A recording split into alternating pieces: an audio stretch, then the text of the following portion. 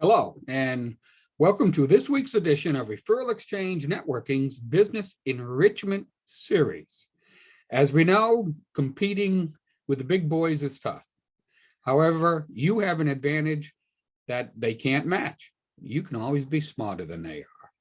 So that's why at Referral Exchange, we encourage all of our members to keep learning. And to that end, every week, we supply what we call a business enrichment series, which we hope will accomplish just that. So this week, we're going to be talking about a subject that I really feel kind of passionately about. It's entitled More with Less. You've heard that before. Now, that's a thoroughly wrong, backward statement. Yet rather than rejecting it out of hand, we accept the marketing behind it and nod our heads in unison. We know it's wrong, but we're promised that with the right technology and the newest software, we can make it true. Then we blame ourselves when it doesn't work. That's pretty messed up. Now, a bit about myself. I spent more than 30 years in the corporate world, and I lived through, barely, the experience of being involved in big projects that had to be done faster than ever. And in those cases, we were charged with doing more with less. In this case, less time. We had the money we needed, but time was a resource we were being asked to go without. One of my favorite examples of more with less was the idea that in this project, we could take a nearly $1 billion undertaking and design as we went. Since the exact manufacturing specifications were still in flux, we simply built with the designs we had and believed that the next stage would come into focus when we needed it. This made for some interesting results. For example, we installed thousands of feet of high-grain stainless steel piping, only to have to rip it out because the new designs revealed that something else needed to occupy the same space. Another time, I watched a 40-foot wall go up right outside my office. It was very exciting because it was the first part of a big project. And in less than a week, they tore it down. It wasn't right. More with less. We fall prey to this siren call all the time. We fall for it again and again because we want to believe it.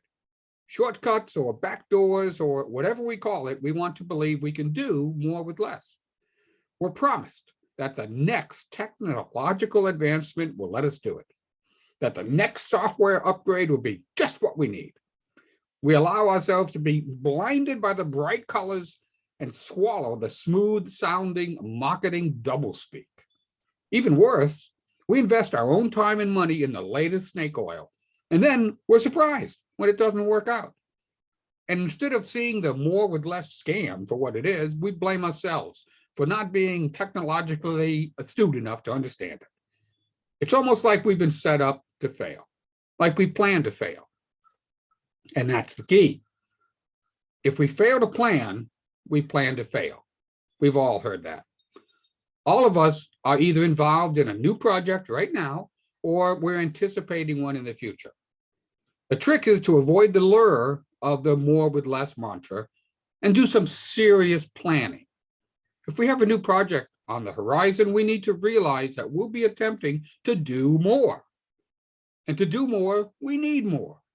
We either must obtain more resources, which requires planning, or we need to pivot our existing resources from where they are to where they're needed. We need to make choices, and some of these choices are going to be painful. But if we want to accomplish more, we need more.